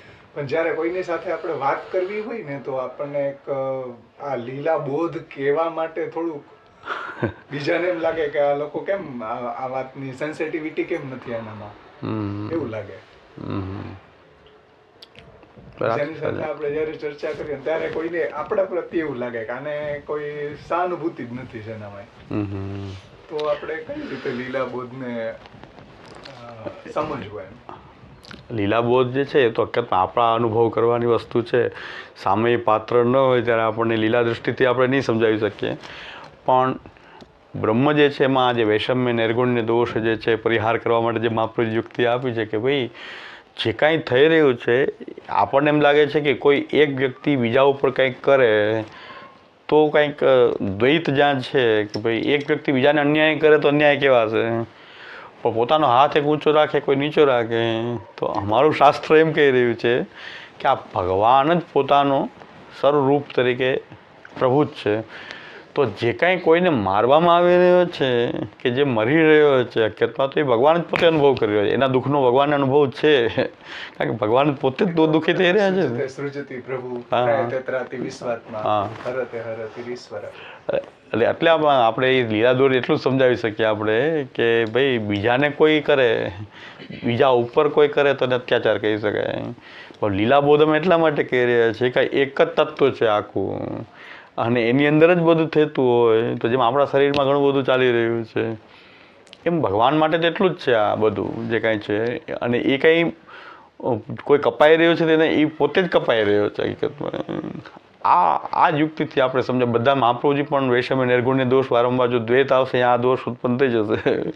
તો મહાપ્રભુજી વારંવાર એનું સમાધાન આ રીતે જ કરે છે કે ભાઈ ભગવાન જે છે એ આત્મકતે પરિણામમાં જ છે. તો પોતાનું આત્મવિસ્તાર જ કર્યો છે પ્રભુએ આ સૃષ્ટિના રૂપો એકોમ બહુશ્યામ.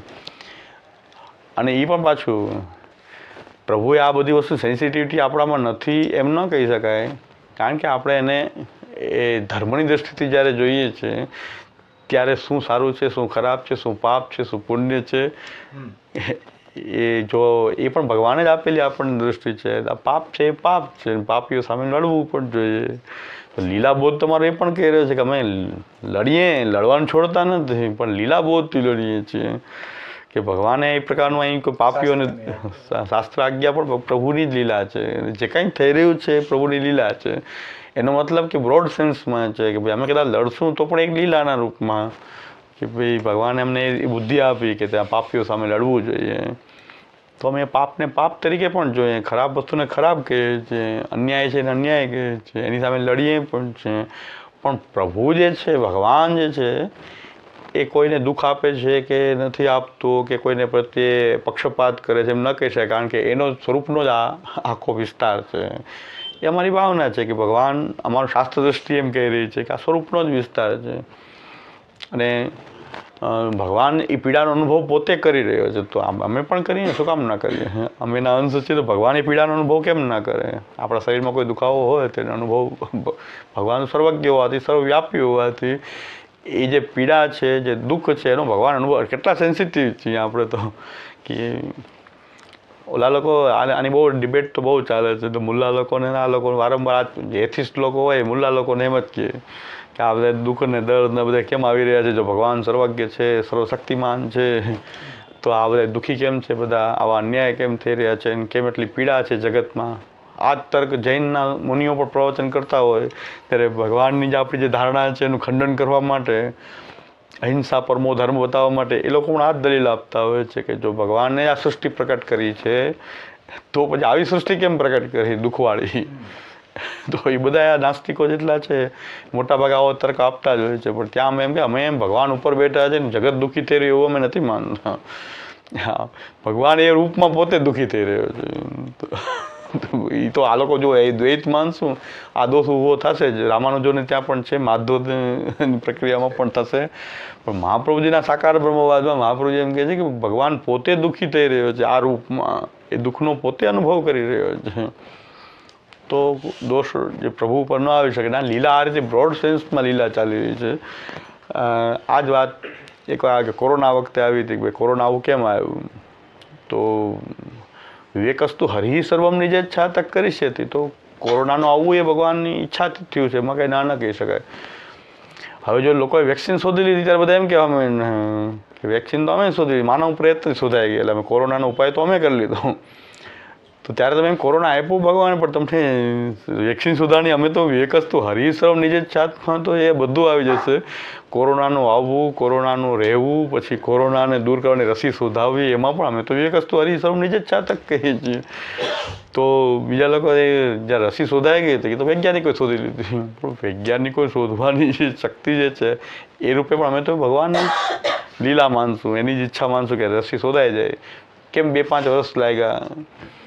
તાત્કાલિક વેક્સિન કેમ ન આવી ગઈ? 2-5 વર્ષ લાગે. તો 2-5 વર્ષ પછી પણ પ્રભુએ કહ્યું છે વિવેકસ્તુ હરિ સર્વમ નિજ છાતક કરીષ્યતિ. અમે તો બધામાં ભગવાનની ઈચ્છા, એક જગ્યાએ જોવું, એક જગ્યાએ એવા દૃષ્ટિકોણથી આપણે નથી કહેતા. લીલાબોધ પણ ક્યાંક કરવો ને ક્યાંક પછી ન કરવો, એવું સગવડિયો લીલાબોધ નથી આપણો. પણ જ્યાં જે થઈ રહ્યું છે, જે કંઈ પણ થઈ રહ્યું છે, એ ભગવાન એ પોતે સર્વરૂપ હોવાથી એનો અનુભવ પણ પોતે કરી રહ્યા છે. એ દુઃખી પણ એ જ થઈ રહ્યા છે.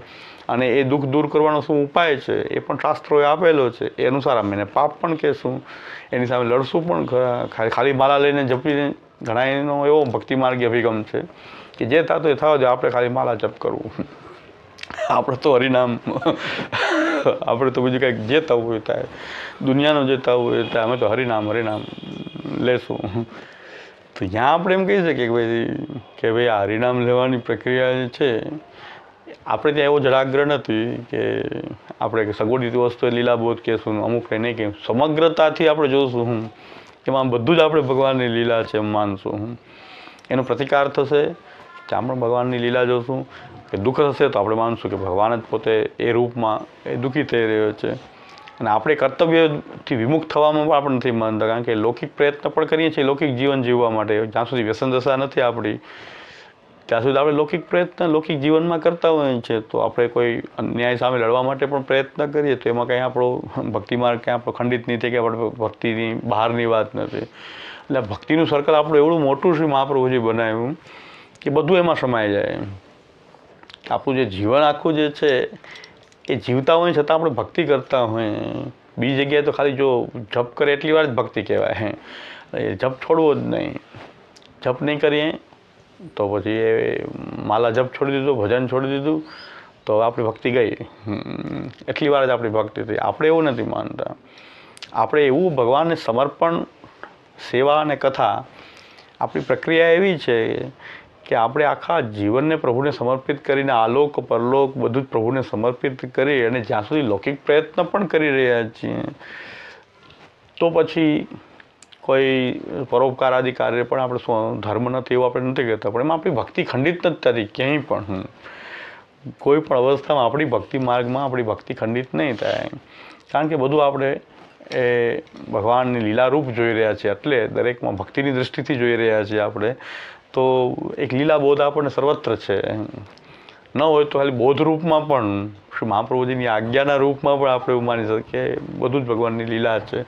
એવું આપણને બોધાત્મક રીતે પણ આપણે એ મનમાં, આપણે ચિત્તમાં એવું ઠસાવીએ છીએ. અને આગળ જ્યારે અનુભૂતિ જ થવા લાગે કોઈને, ત્યારે તો આપણી એ ભક્તિનું સર્વાત્મ ભાવની જે અવસ્થા છે આપણી, તો હવે આપણો આગળ મુદ્દો એ રહેશે કે ભક્તિ. તો ભક્તિની અંદર તો શું, સેવા અને કથા, ત્રેધા ભક્તિ માર્ગ, 3 પ્રકારથી ભક્તિ માર્ગ જે છે એ ભગવત સ્વરૂપનું આંતરબાહ્ય ભજન અને નામાત્મક ભાગવતનું એ પઠન, શ્રવણ, કીર્તન, સ્મરણ આદિ, એ આપણો જે છે એ ભક્તિ માર્ગ, ત્રેધા ભક્તિ માર્ગ છે. 3 પ્રકારથી ભક્તિ માર્ગ છે. તો એ ભક્તિ માર્ગ જે છે, અને એ ભક્તિ જો કોઈને આવી ગઈ, ભક્તિની દૃષ્ટિએ આવી ગઈ, તો લીલાબોધ તો, કારણ કે ભક્તિ જ એક એવી વસ્તુ છે કે જે આપણને લીલાનો બોધથી જ ભક્તિ પ્રકટ થતી હોય છે. અને ભક્તિ પણ એક ભગવાનની એક સ્વરૂપ જ, ભગવાનનું એવું સ્વરૂપ જે છે ભગવાનનું, કે જે આપણી હૃદયમાં પ્રકટ થતું ભગવાનનું એક રૂપ છે. તો ભક્તિની દૃષ્ટિથી તો હવે શરણાગતિ, સમર્પણ, સેવા અને એ બધું ભક્તિની અંદર થઈ રહ્યું છે. ભક્તિની અંદર આપણું સમર્પણ અને સેવા છે.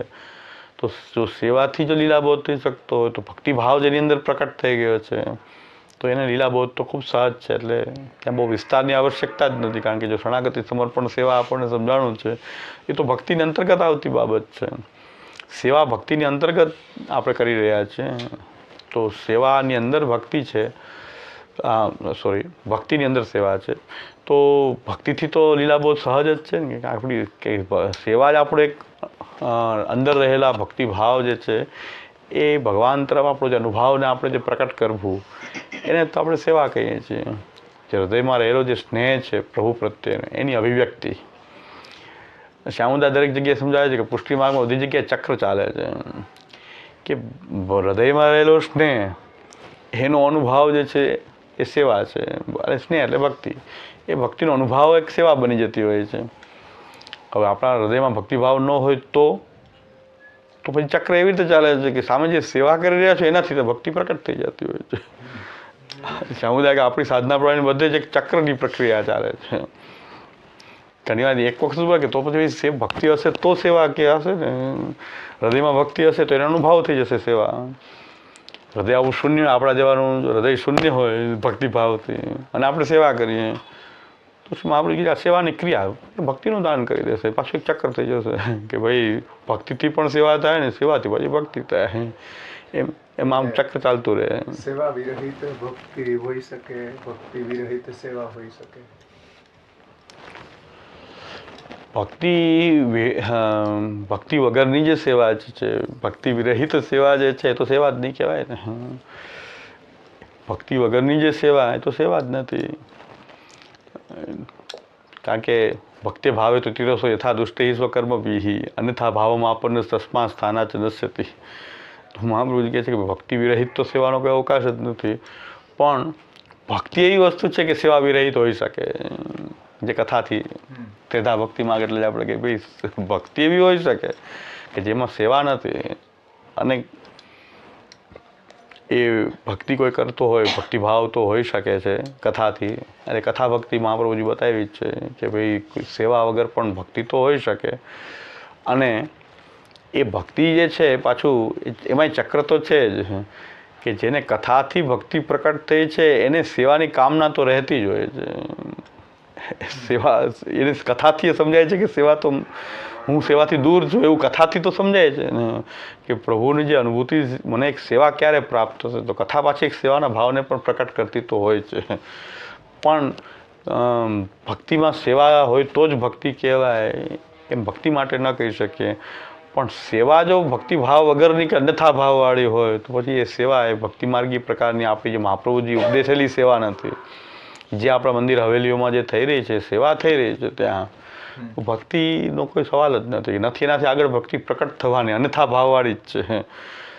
સેવાનો પ્રકાર તો ચાલી રહ્યો છે, ભગવાનનું સેવન થઈ રહ્યું છે ત્યાં, પણ એ સેવા પાછી ભક્તિભાવ વિરહિત હોવાથી પ્રભુનું ત્યાં એક આદિ ભૌતિક રૂપ જ ત્યાં પ્રકટ થતું હોય છે. એટલે ત્યાં કોઈ આગળ એનો વિકાસ થવાનો સવાલ જ નથી. એટલે સેવામાં મિનિમમ સેવા પણ ભક્તિભાવવાળી હોય, ઓછામાં ઓછો પ્રકાર બહુ શોર્ટ હોય પણ ભક્તિભાવવાળો હોય, જે આપણે મહાત્મ્ય જ્ઞાનપૂર્વક અને થોડુંક સમર્પણનો ભાવથી જે મહાપ્રભુજી સમર્પણનો જે ભાવ બતાવે છે, એક સમર્પિત હોય પ્રભુની. એમાંય સમુદાય તો આ વખતે હમણાં મંગલા આરતીની આર્યામાં સમુદાય એ બતાવ્યું કે ભાઈ અમુક ખાલી ક્રિયામાં જ હોય, અમુક પ્રતિષ્ઠા ક્રિયા જે છે તો સેવાની ક્રિયા જ કરતો હોય, પણ કેના માટે કરી રહ્યો છે ક્રિયા, એ મહત્વનો હેતુ શું છે ક્રિયા કરવાનું, એની પાછળનું પ્રયોજન એનું શું, ગામને દેખાડવાનું છે કે કમાવાનું છે, તો પાછી એ સેવા નથી. મને ભક્તિભાવ પ્રાપ્ત થાય આ સેવાથી, મારામાં પ્રભુ પ્રત્યે ભક્તિ વધે એવા ભાવથી. અત્યારે ભક્તિ નથી પણ ભક્ત્યર્થ એની સેવાનો હેતુ બીજો કંઈ ભક્તિ સિવાયનો નથી ને, તો પાછું એ પણ કંઈક ભક્તિ માર્ગ તો કહેવાશે ને, ભક્તિનું અંગભૂત તો કહેવાશે, કારણ કે ભક્ત્યર્થ થઈ રહી છે. ભક્તિ છે નહીં એ વાત સ્વીકારીએ છીએ, પણ અન્યથા ભાવ પણ નથી ને કે પ્રતિષ્ઠા પ્રસિદ્ધિનો કે જે કાંઈ ફલાર્થ ભોગાર્થ પ્રતિષ્ઠા પ્રસિદ્ધિ હરિરાયજી કહે છે તસ્ય સેવામ પ્રકુર્વેત યાવત જીવમ સ્વધર્મતઃ ન ફલાર્થમ ન ભોગાર્થમ ન પ્રતિષ્ઠા પ્રસિદ્ધ, એવા કોઈ હેતુથી નથી થઈ રહી. તો ત્યાં સુધી ભક્તિનો અવકાશ છે. જે શ્રી ગોકુલનાથજીએ પણ ગદ્યમંત્રની ટીકામાં શ્રી ગોકુલનાથજી વગેરે આચાર્યો પણ એમ કીધું કે ભાઈ પ્રભુનું વર્ણરૂપથી સૂક્ષ્મ રૂપમાં ભક્તિ રહેલી જ છે. ભક્તિ વર્ણથી એમને ભક્તિ રહેલી છે અને અત્યારે સેવામાં એ જોડાઈ રહ્યો છે તો ભક્તિભાવ એને બીજના રૂપમાં તો રહેલો છે, વિકસિત નથી થયો. બીજના રૂપમાં ત્યારે તો એને એવી ઈચ્છા થઈ રહી છે કે મને આ સેવા હું કરું, સેવાથી મારો ભક્તિભાવ પ્રભુમાં ચેતસ તત્વનો માનસ આદિ જે કાંઈ પ્રભુ મારું ચિત્ત લાગેલું રહે, હું પ્રભુને સમર્પિત થાઉં. તો કંઈક ભક્તિનું બીજ તો બોલી રહ્યું છે, ભક્તિનું જ તો બીજ બોલી રહ્યું છે કે કે આવું ઈચ્છા કેમ થઈ કે પ્રભુની સેવા કરવાની. પણ સાથે સાથે એ જોવું પડશે કે અન્યથા ભાવવાળું તો નથી કે સેવાની ઈચ્છા ગણાને એ પણ થઈ જાય કે હવેલી ખોલવાથી આવક બહુ સારી થાય છે, તો એવી ઈચ્છા થઈ જાય કે હવેલી ખોલવાથી આવક સારી થઈ જાય એટલે આપણે સેવા કરવી જોઈએ. એટલે એ પ્રકાર અન્યથા ભાવ જે છે, નાનુભાઈ નાનદાસ ગાંધીએ કૃષ્ણચરિત્ર લખ્યું છે, એમાં તો છેતોશ્રી મહાપ્રભુના સુબોધનીને આધારે જ વિવેચના છે. એમાં ગુજરાતીમાં અનુવાદમાં મેં એમ વાંચ્યું કે ઠાકોરજી એમ આજ્ઞા કરી રહ્યા છે કે હું જેના પર પ્રસન્ન થાઉં છું એને ધન તો આપતો જ નથી, એને બધા નિષ્કિંચન રાખું છું. એટલે એક વસ્તુ સ્પષ્ટ થઈ ગયું કે હવે જો ધનની કામનાવાળો હશે તો એ સેવા દૂર ભાગશે. કારણ કે પ્રભુ કહે છે તો પ્રભુ શું બધા કોઈ ધનવાન હતું, અમરીશ રાજા પ્રભુના સેવા કરતા હતા, અહીં પુરુષોત્તમ દાસ શેઠ સેવા કરતા હતા, પણ પ્રભુ જે આજ્ઞા કરી રહ્યા છે કે ભાઈ ધનની કામનાથી કોઈ જોડાશો તો આમાં ધન મળે એવું નથી. ધનની કામના કંઈ સંતુષ્ટિ નહીં થઈ શકે. મૂળ વસ્તુ એ છે એનું કે પ્રભુ ધન હરી જ લે છે બધાનું એવી જરૂરી નથી, પણ પ્રભુ કહે છે કે કેવલ ધન માટે તમે મારી સેવા કરવા લાગો તો તમારું ધનની કામનાની તૃપ્તિ થાય એ શક્ય નથી. તો એ શક્ય નથી. એટલે જે ધનની કામનાવાળો કોઈ સેવામાં જોડાય નહીં, કારણ કે એ હેતુ પ્રભુનો એ છે કે ભાઈ ધનની ગેરંટી નથી, લૌકિક સુખ ભોગની કોઈ ગેરંટી નથી, કે તમારા લૌકિક જીવનમાં કોઈ દુઃખ નહીં આવે એની કોઈ ગેરંટી નથી. કેવલ ભક્તિભાવની વૃદ્ધિ થાય કે ભક્તિભાવ જે છે એ વધે. ભક્તિની વૃદ્ધિનો ઉપાય શ્રી મહાપ્રભુ અવ્યાવૃત્તો ભજેત કૃષ્ણ પૂજ્યા શ્રવણાદિ એ બતાવ્યો છે. તો આ આપણે તો ઘણાને ચિંતા થઈ જાય, ગુજરાતી અનુવાદ જ ખાલી વાંચે તો ચિંતા થઈ જાય કે હા શું ભગવાન હવે આપણે બધું ધન જાશે કે શું થશે કે શું. તો સેવામાં જોડાતો હોય એ ધ્રુજવા માંડે, ખાલી અનુવાદ જ વાંચે તો હવે આગળ પાછળનું શું મહાપ્રભુજીની આજ્ઞા છે, શું વિસ્તારથી સુબોધની કોઈક જોવે તો ઘણીવાર અનુવાદથી આવું થઈ જાય કે ભાઈ એક લાઈન અનુવાદની છે એ ક્યાં સંદર્ભમાં કહેવાયેલી છે, ક્યાં પ્રભુ શું કામ કીધી છે, તો આ વ્યવસ્થિત પારાયણ કરવામાં આવે ત્યારે સમજાય. કોઈ આ એક પંક્તિ કોઈ જોઈએ તો ધનની કામનાથી કોઈ જોડાય, એની ધનની કામનાની તૃપ્તિ હું કરું હું કારણ કે એ ભક્ત નથી તો પછી એ ધનનો દાસ છે ને, એ મારો દાસ તો નથી. મારો જે દાસ જે છે એ તો નિષ્કિંચન હોય તો પણ એમ કહે છે મારી પાસે જે હશે હું ઠાકોરજીની સેવા કરીશ, મુઠ્ઠી ચણાથી સેવા કરીશ. પદ્મનાભદાસજી એમ કીધું મને મુઠ્ઠી ચણાથી હું સેવા કરીશ. આપને સામગ્રી યોગ્ય તો મહાપ્રભુજીને ઘરે પધારો. તો ઠાકોરજીને એમ કીધું કે આપણે જો સામગ્રીમાં આપને આનંદ આવતો હોય ને ચણામાં આનંદ ન આવતો હોય તો પછી આપનું સુખ વિચારવું એ અમારું કર્તવ્ય છે સેવકનું, તો આપ મહાપ્રભુજીને ઘરે પધારો. ત્યારે ઠાકોરજી કહે છે ના હું તો તારી પાસે જ બિરાજીશ. તો ધનાર્થીઓ જે છે કે ભક્તને આવશ્યક નથી, સેવામાં આવશ્યક નથી. એક બાળક એ જુનાગઢના જ આપણો બાળક છે, એને પ્રવચન કર્યું કે ધન નહીં હોય તો સેવા થશે કેવી રીતે. પેલા ધન કમાવાનો ઉપાય કરવો જોઈએ. એના માટે વાસ્તુશાસ્ત્ર ને યંત્ર ને બધું અમે બતાવીએ છીએ કે ધન હશે તો સેવા કરશો ને. તો બધાને મગજમાં ઉતરી ગયું કે સાચી વાત છે કે સેવામાં તો ધન વગર તો શિંગાર ક્યાંથી આવે ને ભોગ ક્યાંથી આવે ને આ બધું કેમ થાય, કે ધન હશે આવું પ્રવચન કર્યું કહેવાય. એના માટે તમારે આ દિશામાં આ રાખવું, આ દિશામાં આ રાખવું ને એને પોતાની આ હવેલીમાં પણ કંઈક 41 શ્રીયંત્ર ફિટ કર્યા છે. વૈષ્ણવને પાછી એવો બોધ કર્યો કે સેવા ધન વગર તમે કરશો કેવી રીતે સેવા. ધન તો જોશે ને, તો અમે આ બધા ઉપાય બતાવશો અને તમને ધન આવશે. એટલે તો સેવા કંઈ ધન ઠાકોરજી એટલે કહે છે કે આવા લોકો સેવામાં ન જોડાઈ જાય. એટલે ઠાકોરજી કહે છે કે ધન તો હું રહેવા દેતો નથી. એટલે શું કહું કે ધનની કામનાથી કોઈ ભક્તિ કરતો એ ભક્ત જ હોતો નથી. ધનાર્થી કોઈ ભક્ત થોડો હોય, વિત્તાર્થી કોઈ ભક્ત થોડો હોય, લોકાર્થી કોઈ ભક્ત થોડો હોય. એટલે એમાં લોકાર્થીમાં પણ એક આપણે ત્યાં છે કે ભાઈ આગળ વિવેચના કરીએ તો લોકાર્થીમાં જે છે દેવલક આદિ જે હોય છે એવા લોકાર્થી તો ભક્તો હોતા નથી, પણ ક્યારેક એક લૌકિક આવેશને કારણે મારું લૌકિક સિદ્ધ થઈ જાય એવો ભાવ કોઈ આવી જાય સંચારી રૂપમાં, એવો લોકાર્થી જે છે એનો લોકાગ્રહ એ સેવાથી દૂર થઈ જાય. પણ એ લોકાગ્રહ એનું સંતુષ્ટ થાય એવું નહીં પણ દૂર થઈ જાય છે. તો પાછું એ ધનને હરવાની જ ક્રિયા થઈ ગઈ. પાછી લૌકિક આગ્રહ આવી પણ જાય, એનાથી જોડાયો નથી પણ સેવામાં આવી જાય તો લોકાર્થી ચેત ભજેત કૃષ્ણમ ક્લિષ્ટો ભવતી સર્વથા, અને ક્લિષ્ટોપી ચેત ભજેત કૃષ્ણમ લોકો નશ્યતિ. લૌકિક આગ્રહની તૃપ્તિ કરાવીને ભગવાન એને તૃપ્ત કરે છે, એને લોક આગ્રહ દૂર થઈ જશે સેવાથી. એનો એક પ્રકાર આપણે ત્યાં બતાવેલો છે. એટલે ધન જાશે કે રહેશે એ મહત્વની વસ્તુ નથી, પણ સેવા કૃષ્ણ માટે કરતો હોવો જોઈએ, કૃષ્ણ ભક્તિ માટે કૃષ્ણ માટે સેવા કરતો હોવો જોઈએ. એ સેવાની આવશ્યકતા છે. અને અહીં પણ આવ્યું કે વ્યાપાર આદિ કરીએ, ભાવ પ્રકાશમાં આવ્યું કે વ્યાપાર આદિ કરીએ તો ઠાકોરજી કી સેવા કી વિનિયોગ હોય એવો ભાવ શું કરીએ. અને જો સિદ્ધ ન થાય તો ભગવદ ઈચ્છા માન હે, તો એનાથી ભગવે કેમ મને આપ્યું નહીં ધન એટલે હું હવે સેવા નહીં કરું એવો નહીં, પણ ભગવદ ઈચ્છા માન. પણ વ્યવહાર જે છે એ સમર્પિત હોવો જોઈએ. એ વ્યવહારમાં પહેલો ભાવ એવો આવવો જોઈએ કે હું ઠાકોરજીની સેવા આનાથી કરું. આ ધન કમાવાનો તો યત્ન આપણે કરી જ રહ્યા છીએ, પણ એમાં પહેલો વિચાર એ આવવો જોઈએ સમર્પિત છીએ તો કે પ્રભુની સેવામાં એનો વિનિયોગ થાય. જે કાંઈ કમાતા હોય કેટલું કમાશું કેટલું આવશે એ ભગવદ ઈચ્છાની વાત છે, પણ હશે તો પ્રભુનો હું વિનિયોગ કરાવું.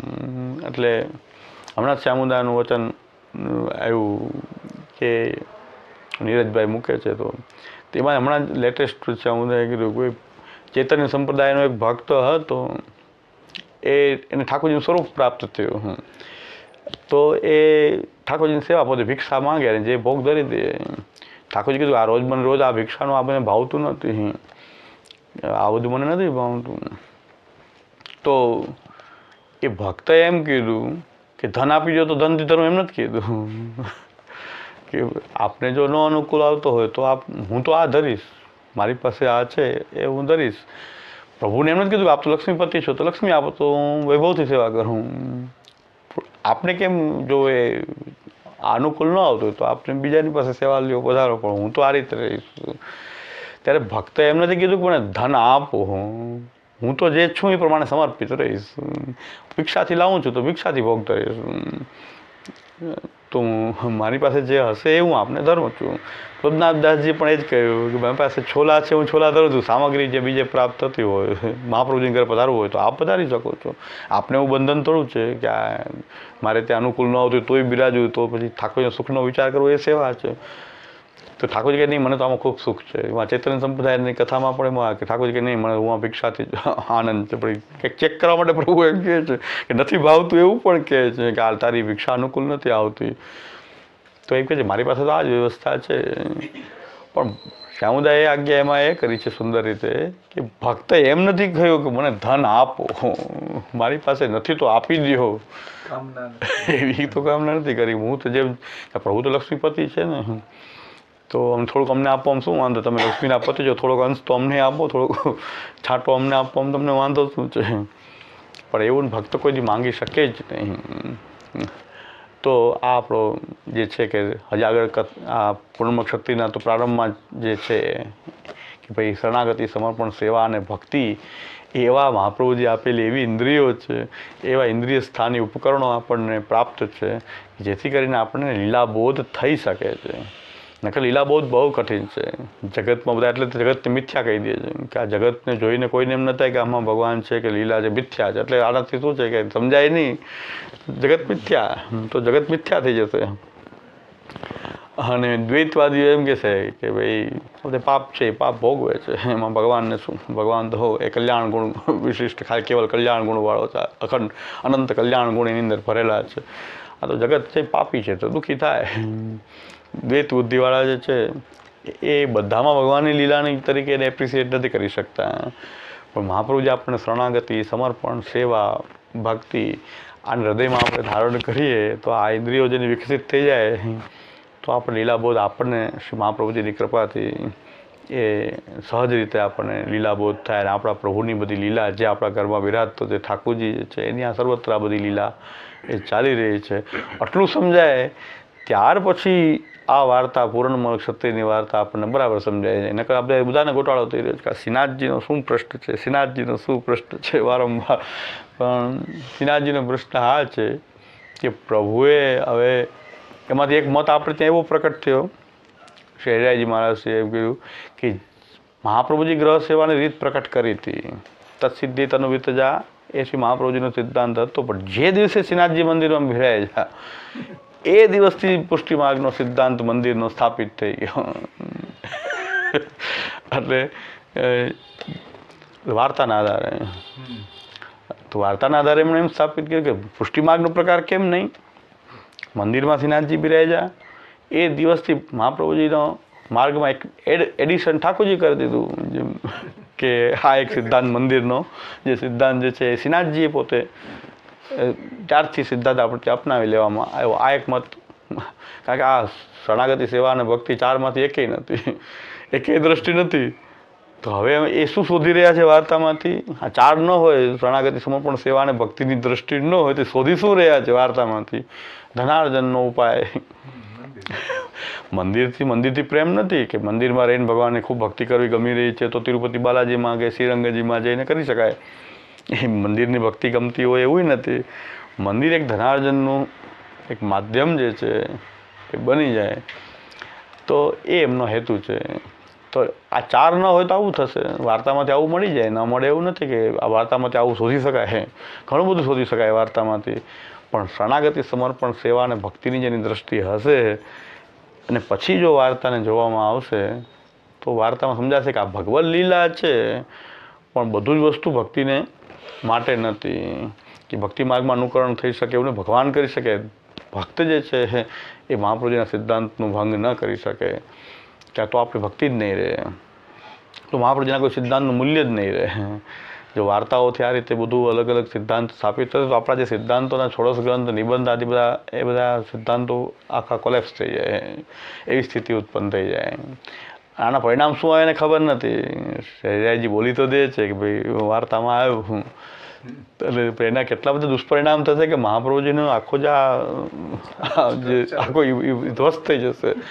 એક ધનાર્જનના ઉપાયને કારણે તમે આટલું બધું કરવા, તમે ધનની તમારી કામના એટલી બધી વધારી ગઈ છે કે તમે આખા સંપ્રદાયના પાયાને જ હચમચાવી નાખો છો. એટલે સિદ્ધાંતનું સારી રીતે ઇન્ટરપ્રિટેશન થવું બહુ આવશ્યક છે અને બહુ બારીક ઇસ્યુ છે. અને એનાથી આપણે એટલે જ આ ભેગા મળીને એવું થોડો ઘણો પ્રયત્ન કરી રહ્યા છીએ. તમારે એમણે ધવલભાઈએ વાત કરી પણ સારી વાત છે કે આધુનિક ઉપકરણો દ્વારા પણ સાચી માહિતી પ્રાપ્ત થાય, એને સાચું ઇન્ટરપ્રિટેશન નહીં થાય તો ક્યાંક ને ક્યાંક બીજું આમાંથી આપણી માટે એટલા ઉપયોગી છે. મને એવું ઉપયોગિતા દેખાય. આમ તો બધા ગ્રંથ આપણી માટે ઉપયોગી છે, પણ 2 ગ્રંથ એવા છે કે ન હોય ને તો આપણે ભ્રષ્ટ થઈ જાય. એક સંન્યાસ નિર્ણય ને જલભેદ. મને એવું લાગે, કારણ કે હમણાં સારા સારા સંતો વ્રજના, એને આપણા ગુજરાતના 2 જણા જઈને ભ્રષ્ટ કરી આવ્યા આખા વ્રજને. 2 ગુજરાતી કથાકારો. એ 2 મહાનુભાવ એવા છે કે આખા વ્રજમાં હમણાં એમને બધા લોકો આવીને એને પગે લાગી ગયા બધા. એવું એને અહીંયા વાતાવરણ ઊભું કરી દીધું વ્રજમાં જઈને. મોરારી બાપુ અને રમેશભાઈ ઓઝા એ 2 કથા કરી બરસાનામાં. એક ગયા પછી બીજાની કથા થઈ. તો જે સારા સારા સંતો કહેવાય કે જે એ બધાને ત્યાં જઈ આવ્યા અને બધાએ ત્યાં પછી એની કથાએ સાંભળી બધાએ ને. તો એ શું થયું, મેં કીધું મહાપ્રભુજી આપણે એક જ બચ્યા છીએ આમાંથી કે મહાપ્રભુજી જલભેદનો નિર્ણય ન આપ્યો તો આપણે એક ભાઈ ભગવાનનું ગુણગાન થયું છે, ભક્તિ માર્ગીને શું થાય, ભગવાનનું ગુણગાન થઈ રહ્યું છે, તો શા માટે ન સાંભળવું જોઈએ. તો બધાએ કથામાં સામેલ તો બધાએ થાય. વ્રજમાં જઈને સારા સારા જે ભગવત ભજન કરે એવા લોકો પણ કથાના નામથી બધા ત્યાં જઈ આવ્યા અને એવું વાતાવરણ ઊભું કર્યું કે એ મોરારી બાપુ જ્યાં મંદિરમાં ગયા, વરસાનામાં મંદિરમાં ગયા, તો એના પૂજારી એને માલા ધરાવીને એને પગે લાગે. ઠાકોરજી આમ બિરાજે ને મોરારી બાપુને પગે લાગે. એવો મેં અમારા ગુજરાતના જે છે ગુર્જરે ક્ષણતામ આ 2 ગુજરાતી જઈને આખા વ્રજને કાં કૃષ્ણની ગાળો દેવી છે, જેમ તેમ બોલવું ને કૃષ્ણની ભૂમિ છે, ત્યાં કૃષ્ણ કથા કરી આવ્યા. અને પાછું મોરારી બાપુ તો ઠીક છે બોલી નાખ્યું. રમેશભાઈ ઓઝા બ્રાહ્મણ પાછું બધાને ભણાવે કરે એમના ને કે કાંઈક એની પાસે અપેક્ષા આપણે રાખે. તો એ કીધું બાપુ કોઈ દી ખોટું બોલે જ નહીં. મેં કીધું બાપુ કોઈ દિવસ ખોટું બોલી શકે જ નહીં. તો આ તો આ તો આ 2 સરખા જ થઈ ગયા. હવે એ 2 રાષ્ટ્રીય સંત કહેવાય ને ઓલો મોરારી વ્રજમાં. હવે શું એને વ્રજના લોકોએ એને બંધન કર્યું હતું મોરારી બાપુને આવવા નહીં દે, વ્રજમાં પગ નહીં મૂકે. એટલે મેં કદાચ એને શક્તિ પ્રદર્શન કરી દીધું એ કથા કરીને બતાવી દીધી, બધાને લોટાવી દીધું, બધાને ચરણમાં લોટ. કારણ એને તો બધાને વ્રજમાં તો એને બલદેવજીને દારૂડિયા કીધા ત્યારે વ્રજમાં બધા એને રોકી દીધું કે વ્રજમાં તો આવવા જ નહીં દે. તો આ સ્થિતિ છે કે જલભેદનો તો આપણે પણ આવી કથાઓમાં બેઠા જ હોત નિશ્ચિત. મને જોઈને એમ થાય કે ભાઈ સારા સારા ભજન કરનાર પણ એની પાસે આવો બેઝ આચાર્યનો કે આ કથા સાંભળવું, કથામાં પણ ક્યું સાંભળવું ક્યું ન સાંભળવું, કોની પાસે સાંભળવું કયું, એ નિર્ણય આપણી પાસે જે છે એવો ગ્રંથ ન હોવાને કારણે એ બિચારા એ પણ બધા ભગવત નામના અને ભગવત કથાના નામે એકત્ર થઈ જાય અને આ બધા નાટક ચાલી રહ્યા છે કથાના નામે બધું. એટલે કથાના નામે એક મોટું નાટક ઉત્પન્ન થઈ ગયું છે આખું. એટલે શ્રી મહાપ્રભુજીની કૃપાથી આ જલભેદ અને સંન્યાસ નિર્ણય કે સંન્યાસનો એ પણ મહત્વ વધારીને સંન્યાસનું મહત્વ વધારીને બધા સંન્યાસી થઈ જાય એવો બધા એને થાય. સંન્યાસ થયા પછી પાછા વધારે પતિત થવાય છે. મહાપ્રભુ કહે છે સ્વયં ચ વિષયાક્રાંત પાષણ ઋષિયાતું કાલત, એ સ્થિતિ ઉત્પન્ન થઈ જાય છે. તો મહાપ્રભુજીનો બહુ કૃપા છે આપણી ઉપર અને મહાપ્રભુજીના ગ્રંથોની સારી રીતે સમજ આપણે મેળવીએ તો આપણને બચી જાય. આપણું એક રક્ષણ છે આ, નહીં તો કોઈ બચતા નથી આ કલિકાલના પ્રભાવથી.